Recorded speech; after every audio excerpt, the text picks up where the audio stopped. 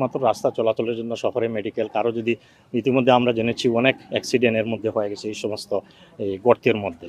যারা মহিলারা আছেন যেমন গর্ভবতী মহিলারা অনেক সময় অলরেডি কয়েকটা অ্যাক্সিডেন্ট ইতিমধ্যে হয়ে গেছে।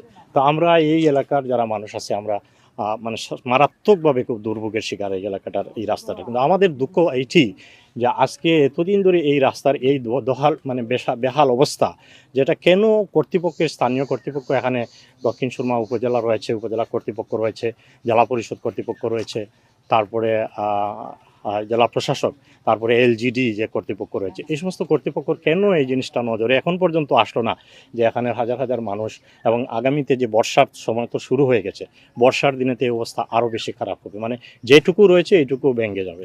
তো মানুষের দুর্ভোগ তো আরও মানে দিনের পর দিন বাড়তেছে। কিন্তু আমার মানে দেখা এত দুর্ভোগ মানে দুর্গতি আমাদের আর কোনোদিন আসে নাই এই রাস্তায় যতটুকু ডেকে আনছে আমাদেরকে। এবং ব্যাপার হলো 2022 সালে বন্যা পরবর্তী পুনর্বাসন যে কর্মসূচি তার আওতায় এই রাস্তা মনে হয়েছিল না, যার জন্য এর পরবর্তীতে কোনো কাজ হয় নাই। আর অনেক জায়গায় রাস্তার যে জায়গায় পানি উঠেছে ওই জায়গা আবার খুব বেশি গর্ত হয়ে গিয়ে দক্ষিণ সুরমার মধ্যে অন্যতম একটা রাস্তা, এটা জালালপুর, শিলাম, মংলাবাজার, 3টা ইউনিয়ন, এমনকি লালাবাজার, বিশ্বনাথের মানুষও বাদী যাতায়াত করে।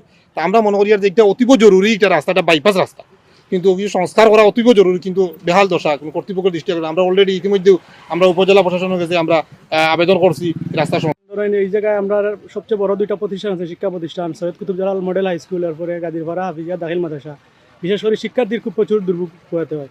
তারা ওই জায়গা থেকে আগে টমটম বা সিএনজি যাতায়াত করতে পারতো, কিন্তু এখন এই রাস্তা ভাঙ্গার কারণে মানে লোকাল সিএনজি মিলে না, তো তারা হেঁটে হেঁটে যেতে হয়, দীর্ঘ রাস্তা তারা হেঁটে হেঁটে যেতে। 100 গাড়ি ডেইলি এই রাস্তার লাগে যাতায়াত করে, কিন্তু আমরা রাস্তাটার অনেক দুর্ভোগ। দেখো আপনারা এই রাস্তাতে আটুইমা, এই মেঘ দিলে বৃষ্টি হইলে কেন আটুইমা পানি হয়ে যায়, একটা মোটরসাইকেল একটা কার লেটেছে গেলে অনেক সময় বুড়ি যায় কেন মাঝে। এই রাস্তাটার লাগে আমরা বিনোদ আবেদন জানাই, এরকম রাস্তা বা সব সময় যাতায়াত করি, কিন্তু আমরা এই রাস্তাটার কারণে খুব আমরা কষ্টের মাঝে আছি। রাত 10-11টা হলেও গাড়িগুলা কোনটা মিলে না, ডরাইয়া কোনো গাড়ি রাস্তা আইতে চায় না।